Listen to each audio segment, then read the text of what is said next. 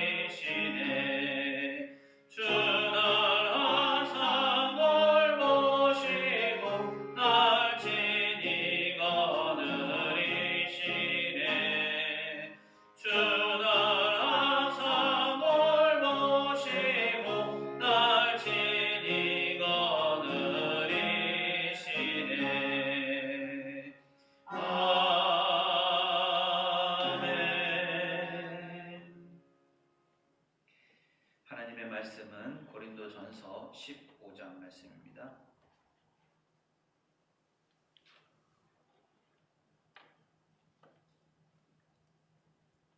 고린도전서 15장 12절부터 22절까지의 말씀. 신약 282쪽입니다.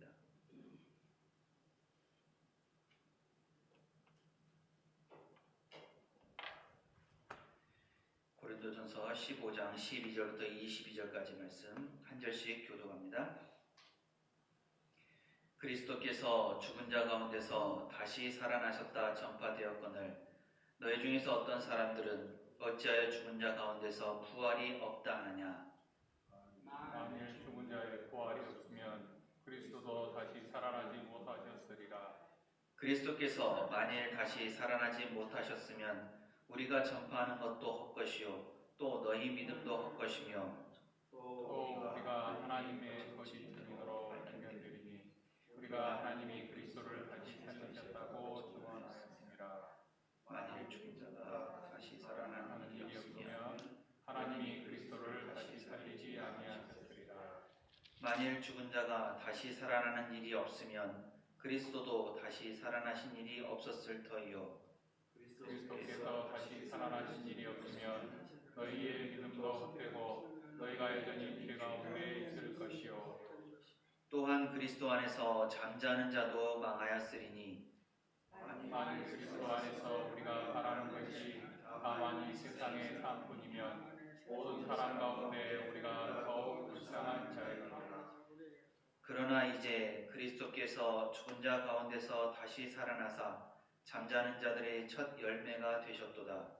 사망이 한 사람으로 말미암았으니 죽은 자의 부활도 한 사람으로 말미암으리라. 함께 읽습니다. 아담 안에서 모든 사람이 죽은 것 같이 그리스도 안에서 모든 사람이 삶을 얻으리라. 아멘. 지난 3일간 평안하셨습니까? 네, 오늘도 이렇게 모여서 하나님께 예배함이 우리에게 큰 기쁨인 줄 믿습니다. 기독교를 가리켜서 기독교를 대표하는 여러 말들이 있습니다. 그 가운데서 다양한 표현들이 있는데요. 흔히 이렇게 얘기를 합니다. 구원의 종교다. 그리고 사랑의 종교다. 그리고 긍휼의 종교다. 십자가의 종교다. 라고 얘기를 합니다. 그런데 여기에서 한 가지 더 중요하게 생각해야 될 것이 있는데 그것은 바로 부활의 종교다라는 것입니다. 기독교를 얘기할 때 부활이 빠진다면 그것은 기독교를 제대로 이해하는 것이라고 할 수가 없습니다. 왜 부활이 중요할까요? 그것은 사람에게 있어서 또 인생에 있어서 가장 큰 문제, 두 가지 문제와 연결이 되어 있기 때문에 그렇습니다. 사람에게 있어서 인생에게 있어서 가장 중요한 문제 두 가지가 과연 무엇이겠습니까? 하나는 죄의 문제고 또 하나는 죽음의 문제입니다. 과거로부터 지금까지 그리고 그 이후에도 사람에게 있어서 이 죄의 문제와 죽음의 문제는 영원히 풀어야 할, 인류가 풀어야 할 과제로 남아 있습니다. 사람들은 죄의 문제를 해결하기 위해서 다양한 방법들을 찾았습니다. 지혜자라고 일컫는 사람에게 찾아가서 방법을 물어보기도 했고 또 법과 제도를 가지고 해결해 보려고도 했습니다. 또 자기 스스로를 다스림을 통해서 죄의 문제를 해결해 보려고도 했습니다. 또 심하게는 자기의 몸에 상처를 입혀서라도 깨끗해 보려는 그런 노력들을 했었습니다. 정확히 맞는 것은 아니지만 그러다 보니 사람이 이렇게 해결할 수 없는 죄의 문제를 어떻게 해결할 것인가? 그래서 절대자를 찾고 의지하는 여러 종교가 생겨났다고 하기도 합니다. 그리고 또 죽음의 문제는 어떻습니까? 사람 또한 죽음의 문제를 해결하기 위해서 다양한 시도들을 했습니다. 생명 연장의 꿈을 가지고 먹으면 죽지 않을 것이라고 하는 불로초를 찾아다니기도 했고 또 몸에 좋다는 온갖 것들을 먹기도 했습니다. 또 영원한 생명을 가지기 위한 다양한 노력들을 계속 해오고 있습니다. 그래서 절대자, 심지어는 악마와도 거래를 했다라는 이야기도 있습니다. 하지만 안타깝게도 사람의 행위와 노력으로는 이 두 가지, 즉 죄의 문제와 죽음의 문제를 해결할 수가 없습니다. 아무리 사람이 의롭게 살려고 해도 사람 안에 있는 그 악한 본성으로 인해서 사람은 의로워질 수가 없습니다. 아무리 자신의 생명을 연장하려고 해도 오래 살려고 해도 육체적인 한계에 부딪힐 뿐입니다. 성경은 이 사실을 우리에게 분명히 가르쳐 줍니다. 또한 성경은 우리가 왜 이렇게 죄와 죽음의 문제를 가지게 되었는지 또 이 죄와 죽음의 문제를 어떻게 해결할 수 있는지를 가르쳐 줍니다. 죄와 죽음이 어떻게, 왜 인간에게 들어오게 되었습니까? 우리가 알다시피 아담과 하와의 범죄로 인해서입니다. 하나님은 하나님의 계획과 섭리 안에서 천지를 창조하시고 사람이 살 수 있는 온갖 환경들을 만들어 두셨습니다. 또 에덴 동산을 조성해 주시고 그곳에서 사람이 살게 하셨습니다. 하지만 그곳에 살던 아담과 하와가 뱀의 꼬임에 넘어가서 죄를 짓고 말았습니다.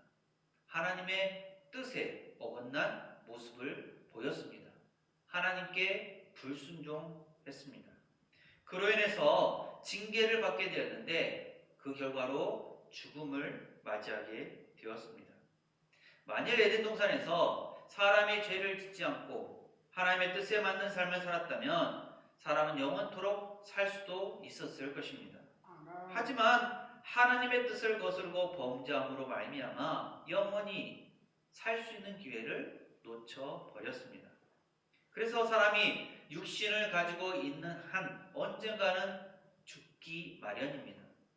그런데 이 죽음은 단순히 육신의 죽음만을 의미하지는 않습니다. 성경에서는 하나님께서 말씀하신 죽음을 여러 가지로 다양한 의미로 우리에게 가르쳐 줍니다.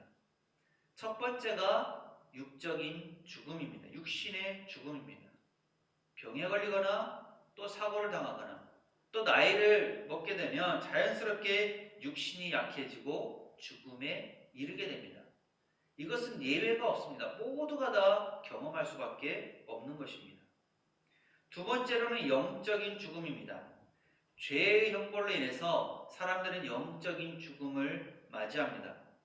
하나님과의 관계가 끊어진다라는 그런 의미입니다. 지금도 많은 사람들이 하나님과의 관계가 끊어진 채로 영적인 죽음의 상태에서 삶을 살아가고 있습니다.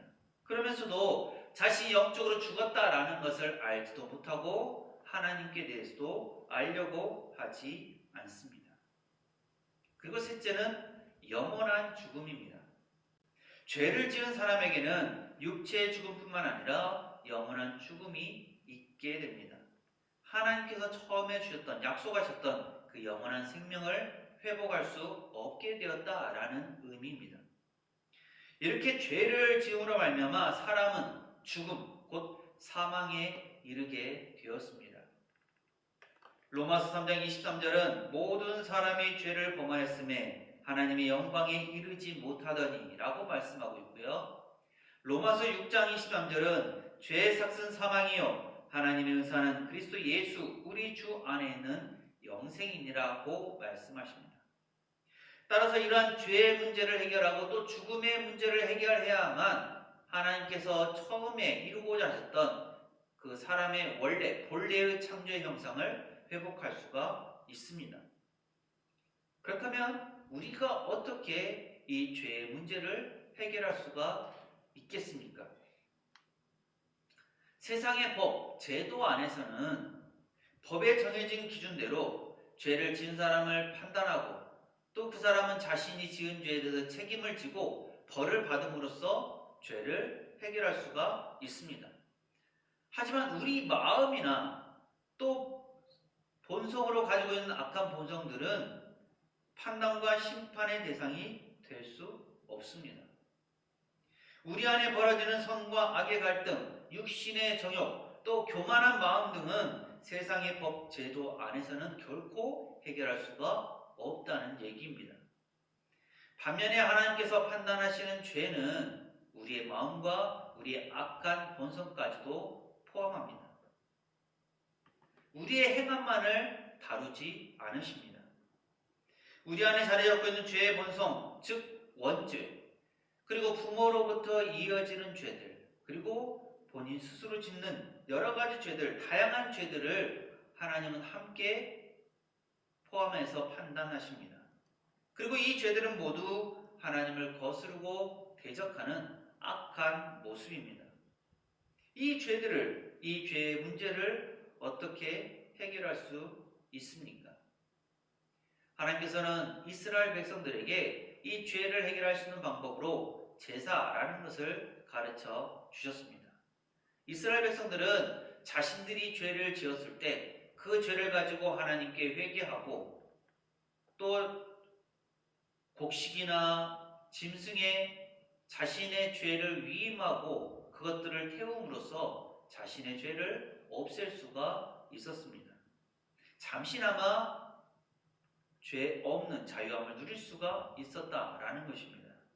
하지만 이것이 영원한 해결책이 될 수는 없었습니다. 그래서 하나님께서는 독생자 예수 그리스도를 이 땅에 보내심으로 인간 안에 있는 죄의 문제를 해결하고자 하셨습니다. 죄를 지은 죄 가운데 있는 인간이 스스로 정결하게 할 수 없기에 죄 없으신, 죄를 짓지 않으신 성결한 어린 양 되신 예수 그리스도로 말미암아 죄를 대신 담당하게 하셨습니다. 죄 없으신 예수님께서 죄 지은 사람들을 대신해서 십자가에서 피를 흘리시고 죽으심으로 사람들의 모든 죄는 없어지게 되었습니다. 씻음을 받게 되었습니다. 그렇다면 죽음의 문제는 어떻게 해결해야 하겠습니까? 죽음 역시 사람의 노력으로 해결할 수가 없습니다. 인간은 육체를 입고 있는 이상은 꼭 죽어야만 합니다. 하지만 예수님께서 죽으심으로 끝나는 것이 아니라 죽으신 후에 다시 살아나심으로 부활하심으로 새 생명을 주셨습니다. 그 이후 예수님을 따르는 모든 이들에게도 같은 은혜가 주어집니다. 예수님께서 얻으신 그 새 생명을 모든 사람들이 받을 수 있게 되었다라는 것입니다. 부활의 역사를 경험할 수가 있게 되었습니다. 그럼으로써 죽음의 문제도 자연스럽게 해결이 되었습니다. 예수님께서는 자기 자신을 내어주심으로 사람들의 죄를 없애주셨고 또 죽으셨다가 부활하심으로 사람들이 부활의 소망을 가지고 살아갈 수 있도록 하셨습니다. 그러므로 말미암아 죄의 문제와 죽음의 문제를 해결해 주셨습니다. 예수님을 통해서 우리가 이 모든 것들을 해결함 받게 되었습니다. 따라서 그 가운데 있는 부활이 중요하고 부활의 의미를 제대로 아는 것이 중요합니다. 부활을 제대로 알아야 우리가 신앙생활을 제대로 해나갈 수가 있기 때문입니다. 그렇다면 부활이 무엇입니까? 부활을 어떻게 정의할 수 있을까요? 부활은 소생이나 회생이 아닙니다. 죽었다가 살아나는, 잠깐 죽었다가 다시 살아나는 것을 가리켜서 회생 혹은 소생이라고 얘기를 합니다. 이 소생이나 회생이 부활일까요? 아닙니다. 부활과 회생, 소생은 다른 개념입니다. 부활은 단순히 죽었다가 다시 살아나는 그러한 것을 얘기하지 않습니다. 회생한 사람은 다시 살아났다고 하지만 또 언젠가는 죽기 마련입니다. 완전히 다시 살게 되는 것이 아닙니다. 하지만 부활은 영원히 죽지 않는 몸을 입는 것입니다. 고린도전서 15장 44절은 육의 몸으로 심고 신령한 몸으로 다시 살아나나니 육의 몸이 있은즉 또 영의 몸이 있느니라고 말씀합니다. 우리에게 육신의 몸, 육의 몸이 있는 것처럼 또 부활한 영의 몸이 있다라는 것을 가르쳐 주십니다. 또 사도행전 24장 15절은 그들이 기다리는 바 하나님께 향한 소망을 나도 가졌으니 곧 의인과 악인의 부활이 있으리라 함이니이다 라고 말씀합니다.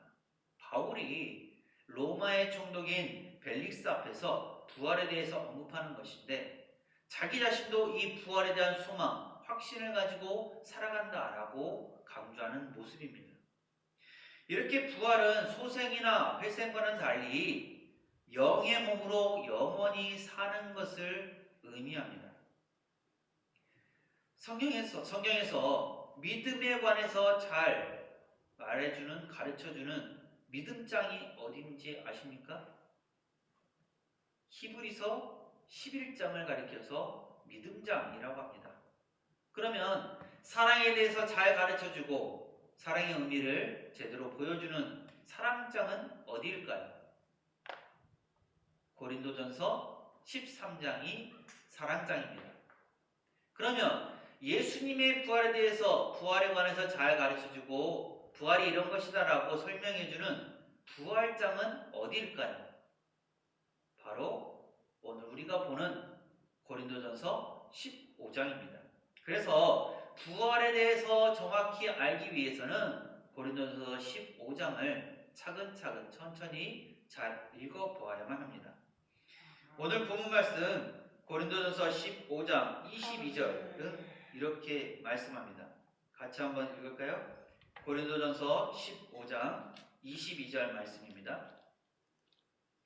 아담 안에서 모든 사람이 죽은 것 같이 그리스도 안에서 모든 사람이 삶을 얻으리라.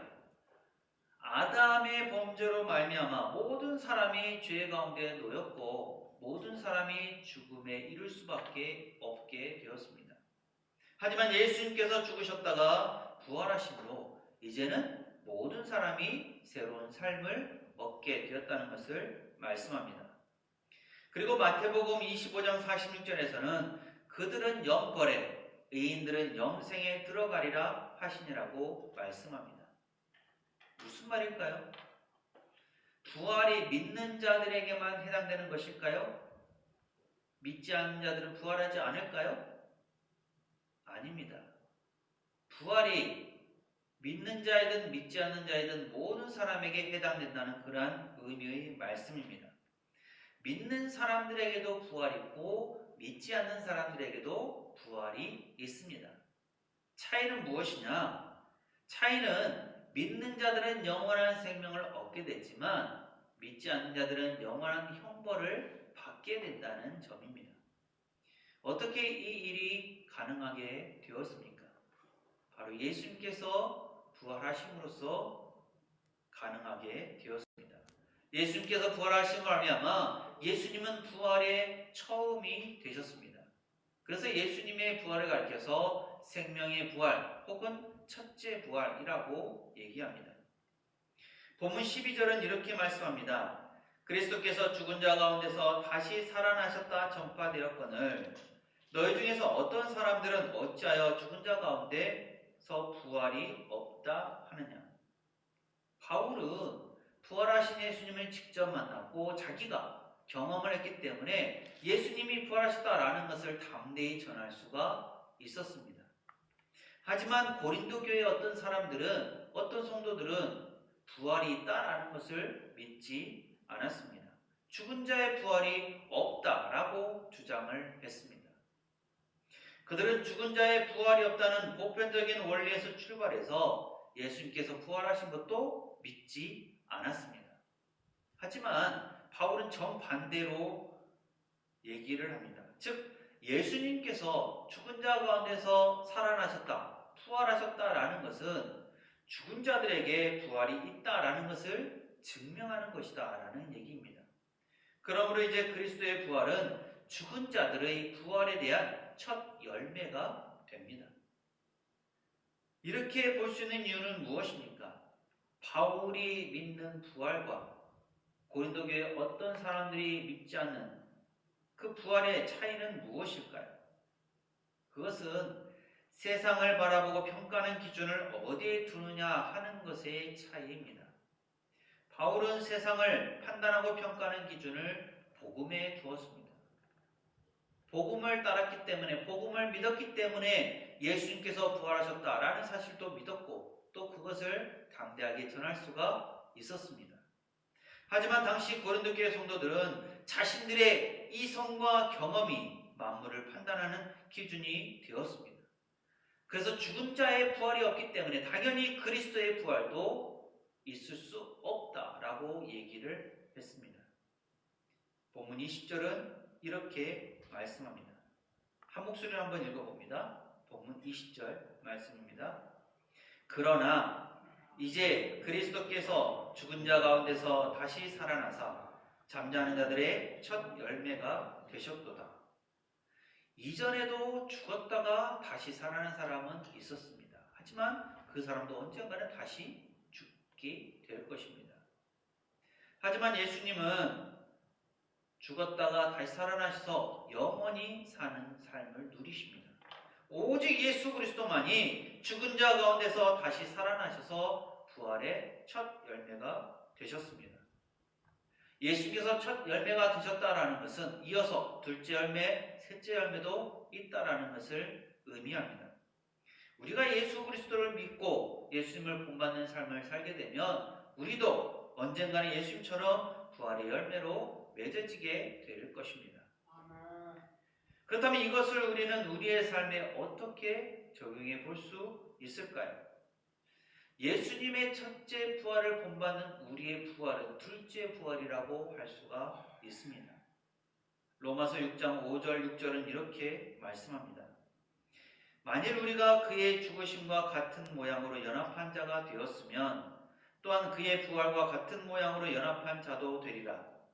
우리가 알거니와 우리의 옛사람이 예수와 함께 십자가에 못 박힌 것은 죄의 몸이 죽어 다시는 우리가 죄에게 종노릇 하지 아니하려 함이니. 또 로마서 8장 11절에서도 예수를 죽은 자 가운데서 살리신 이의 영이 너희 안에 거하시면 그리스도 예수를 죽은 자 가운데서 살리신 이가 너희 안에 거하시는 그의 영으로 말미암아 너희 죽을 몸도 살리시리라고 말씀하십니다. 우리는 부활하신 예수님과 연합해야 합니다. 예수님과 연합한다는 것은 우리의 마음의 보좌에, 내 마음의 중심 자리에, 내 삶의 왕좌에 예수님을 모시고 산다, 앉히신다라는 것을 의미합니다. 예수님께서 우리 마음의 보좌에 앉아 계시기에 우리는 그 앞에 엎드릴 뿐입니다. 예수님의 말씀에 따라 순종하는 삶을 살 수밖에 없습니다. 이렇게 예수 그리스도를 나의 삶의 중심에 모시고 예수 그리스도와 연합한 자의 삶이 바로 부활의 삶입니다. 예수님께서 왜 부활하셨습니까? 우리에게 새 생명의 소망을 주기 위해서였습니다. 또 죽음의 문제를 해결하시기 위해서였습니다. 예수께서 부활의 첫 열매가 되심으로 죽음에 이르는 모든 사람들에게는 부활의 소망이 있게 되었습니다. 우리는 그 부활의 소망을 가지고 이 세상을 힘있게 살아갈 수가 있습니다.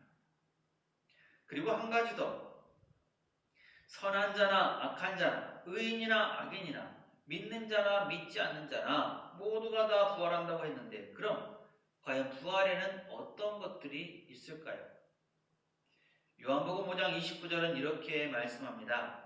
선한 일을 행한 자는 생명의 부활로 악한 일을 행한 자는 심판의 부활로 나오리라. 첫째로 심판의 부활이 있다고 말씀하십니다. 하나님께서 말씀하신 대로 사람이 행한 대로 하나님께서 갚으신다라는 것입니다. 선한 일을 행한 사람에게는 생명이 주어지지만 악한 일을 행한 사람은 심판을 받습니다. 그런데 이것은 단순히 선한 일, 착한 일을 의미하는 것이 아니라 성령으로 충만해야 함을 의미합니다. 따라서 성령으로 충만하지 않는 것이 죄가 됩니다. 그래서 그 죄를 아는 사람은 그 죄로 말미암아 괴로워할 수밖에 없습니다. 갈라디아서 3장 13절은 그리스도께서 우리를 위하여 저주를 받은 바 되사 율법의 저주에서 우리를 속량하셨으니 기록된 바 나무에 달린 자마다 저주 아래 있는 자라 하였음이라고 말씀합니다. 모든 죄는 저주를 받아야 합니다. 저주 받는 것이 마땅합니다. 죄 가운데 있는 인간 우리도 저주를 받고 정죄를 받아야 하는 것이 사실입니다. 하지만 예수 그리스도께서 대신 저주를 받아 주심으로 우리의 죄를 속량해 주셨습니다. 따라서 우리는 심판의 부활로 나아가는 것이 아니라 생명의 부활로 나아가게 됩니다. 고린도전서 15장 47절은 첫 사람은 땅에서 났으니 흙에 속한 자이거니와 둘째 사람은 하늘에서 나셨느니라고 말씀합니다. 예수님께서 이 땅에 하늘의 소망을 가지고 오셨음을 가르쳐주는 말씀입니다. 우리도 또한 그 하늘의 영광을 누릴 수가 있습니다. 그래서 이 부활이 생명의 부활입니다. 하늘의 영광을 누리면서 하늘의 은혜 가운데 거하는 사람입니다. 그리고 이러한 부활은 사람의 성품, 섬김과 관계가 있습니다. 예수님께서 이 세상에 오셔서 자신을 낮추시고 다른 사람을 겸손히 섬기셨던 것처럼 생명의 부활을 얻는 사람들도 자신을 낮추고 겸손히 다른 사람을 섬기게 되는 것입니다. 빌립보서 3장 10절 12절에서 사도 바울은 고백합니다. 내가 그리스도와 그 부활의 권능과 그 고난에 참여함을 알고자 하여 그의 죽으심을 본받아 어떻게 해서든지 죽은 자 가운데서 부활에 이르려 하노니 내가 이미 얻었다 함도 아니요 온전히 이뤘다 함도 아니라 오직 내가 그리스도 예수께 잡힌 바 된 그것을 잡으려고 달려가노라. 사도 바울은 평생을 주님을 위한 삶을 살았으면서도 부활의 소망을 가지고 그 모든 것들을 이겨낼 수가 있었습니다. 마찬가지로 우리에게도 이런 부활의 소망이 있기 때문에 우리는 이 소망을 가지고 세상을 살아갈 수가 있습니다. 내비게이터 선교회를 만든 도슨 트로트맨은 부활은 영원한 것이다 라고 얘기를 했습니다. 우리는 이 세상의 것에 우리의 삶을 투자해서는 안 됩니다. 영원한 것에 우리의 삶을 투자해야 합니다. 우리는 어떻게 부활할 것인가? 우리는 과연 어떠한 부활을 얻고자 합니까? 예수님을 우리의 마음 가운데 영접하고 예수님을 왕으로 모시는 삶을 살고 있습니까? 예수 그리스도를 내 마음속에 영접하고 변화된 삶을 사는 것이 부활의 시작입니다. 그리고 예수님께서 다시 오실 그때 우리가 영광 가운데 변화된 모습으로 주님을 맞이하고 영광스러운 몸을 힘있게 얻게 되는 것, 그것이 바로 부활의 완성입니다. 그 부활을 사모했던 우리 믿음의 선조들은 더 좋은 부활을 얻기 위해서 악형을 받되 구차하게 면하지 않았습니다. 마지막으로 히브리서 11장 33절부터 40절 말씀을 읽음으로써 말씀을 마치고자 합니다. 아까 말씀드린 것처럼 히브리서 11장은 믿음장입니다. 그런데 그 가운데서 이분들이 어떤 부활을 얻기 위해서, 즉 더 좋은 부활을 얻기 위해서 어떠한 삶의 고통들을 받게 되었는지, 그들이 어떠한 삶을 살고자 했는지, 어떤 좋은 부활을 얻고자 했는지를 엿볼 수 있는 그러한 말씀입니다. 함께 히브리서 11장 33절부터 40절까지의 말씀을 읽습니다.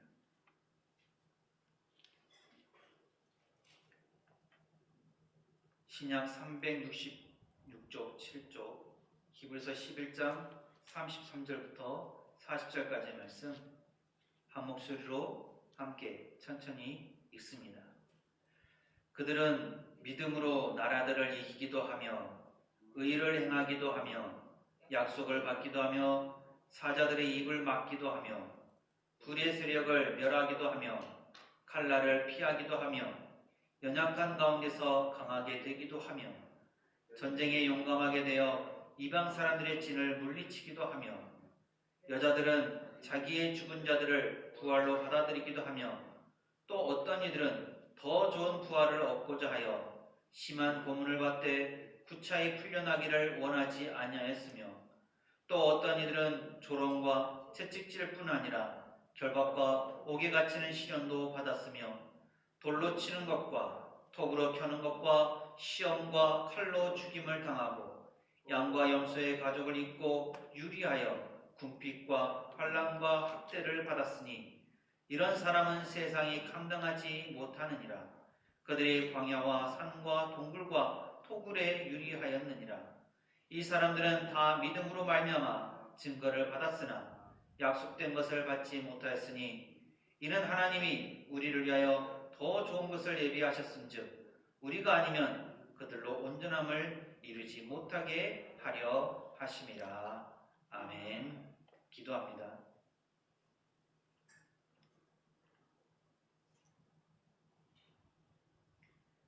살아계신 하나님, 죄로 말미암아 죽어 마땅한 저희를 위하여 예수 그리스도를 보내주심을 감사드립니다. 예수님께서 죽으심으로 저희의 죄를 사해 주시고 예수님께서 부활하심으로 저희가 부활의 소망을 가지고 살게 하시니 감사드립니다.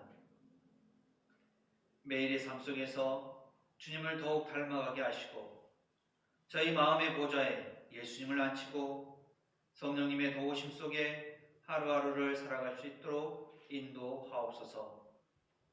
예수께서 다시 오실 그때까지 변하지 않는 믿음을 가지고 더 좋은 부활을 얻기 위하여 부활의 소망 가운데서 승리하는 삶을 사는 저희 모두가 되게 하옵소서. 예수님 이름으로 기도합니다. 아멘. 이 시간 함께 합심 기도하도록 하겠습니다. 첫 번째로는 이 시간 받은 말씀을 위해서 이 말씀을 삶 가운데 잘 적용해 가시기 위해서 기도해 주시고요. 두 번째로는 코로나19로 인해서 육체적으로, 정신적으로, 또 영적으로 어려움 가운데 있는 이들이 많이 있습니다. 경제적으로도 마찬가지고요. 이 모든 것들을 잘 이겨낼 수 있는 모든 사람들이 되기 위해서 코로나 극복을 위해서 기도해 주시고요. 세 번째로는 예배 초소 이전을 위해서 기도해 주시기 바랍니다. 이제 리모델링도 중간을 넘어섰고 하나씩 조금씩 꾸려져 가고 있는데 하나님께서 이전해서 또 예배하는 그때까지 또 그 이후에도 하나님의 은혜가 가득한 귀한 장소 또 하나님의 은혜가 부어지는 귀한 시간들이 되기를 위해서 예배 초소 이전을 위해서 기도해 주시기 바랍니다. 이렇게 세 가지를 넣고 받은 말씀과 코로나 극복 또 예배 초소 이전을 위해서 한 목소리 함께 기도합니다. 사랑하신 아버지 하나님, 시간 저희가 주님을 의지합니다. 하나님께서 저희를 사랑하시고 은혜 가운데 부르셔서 시간도 옆에 나와 함께 기도하면서 주님의 뜻을 구합니다. 아버지 하나님 저희의 마음을 받아주시고 주님의 가운데 부르시고 이끌어주시고 인도하여 주옵소서. 오늘 받은 말씀을 저희가 기억하게 하시고 정말 예수님께서 죽으심으로 우리의 죄의 문제가 해결해지고 예수께서 부활하신 말미암아 죽음의 문제가 해결했음을 감사하면서 또 저희 모두도 예수를 본받아 더 좋은 부활을 얻기 위해서 하나님께서 원하시는 귀와 복된 삶을 살아갈 수 있도록 인도하여 주옵소서. 믿음의 선조들이 더 좋은 부활을 얻기 위해서 여러 가지 고통 가운데서도 온전한 믿음을 잘 지켜나갔던 것처럼 아버지 이 어려운 시대 가운데 이 세대 가운데 저희도 부활의 소망을 가지고 이 세상을 힘있게 살아갈 수 있도록 역사하여 주옵소서. 저희는 그저 연약하지만 하나님께서 저희를 세우시고 이끄심을 믿으며 한 걸음 한 걸음 나아가고 저 앞에 승리하는 삶을 살아가는 저희 모두가 될 수 있도록 인도하여 주옵소서. 지치고 힘들고 쓰러지고 낙심할 때 부활의 주님을 더욱더 붙들고 나아가는 저희 모두가 될 수 있도록 하나님께서 역사하시고 인도하시기 원합니다. 아버지 하나님 코로나19가 지속되고 있습니다. 많은 이들이 너무도 힘들어합니다. 아파합니다. 고통 가운데 있습니다. 아버지 하나님께서 붙들으시고 이끌으시고 인도하여 주옵소서.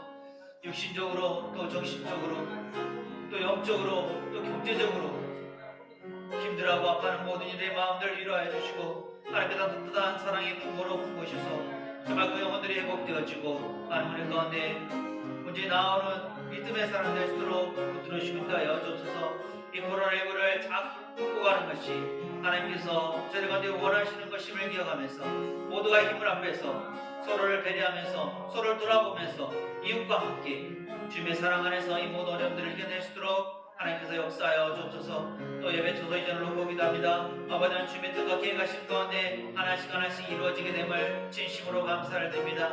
아버지 하나님 모든 것들이 하나님의 뜻과 하나님의 계획에 있음을 제가 기억합니다. 하나님의 손 안에서 이 모든 것들이 이루어지게 하시고 저의 영광을 드리는 것이 아니라 오직 하나님의 영광을 드리는 귀한 일을 될 수 있도록 역사하여 주옵소서. 그래서 귀한 예배 초소에서 함께 모여 예배하는 그날까지 하나씩 모든 것들이 차근차근 잘 진행되고 어떠한 어려움도 없이 마귀 사탄 틈타지 않도록 주께서 역사해 주시며 그로 말미암아 하나님께 영혼 돌리는 귀한 장소가 될 수 있도록 인도하여 주옵소서. 저희가 모두 함께 곳에 예배할 때 하나님의 은혜가 가득한 귀한 시간 될 수 있도록 들어주시기 원합니다. 그래서 처음부터 끝까지 인정하시고 들어주시고 인도하여 주옵소서.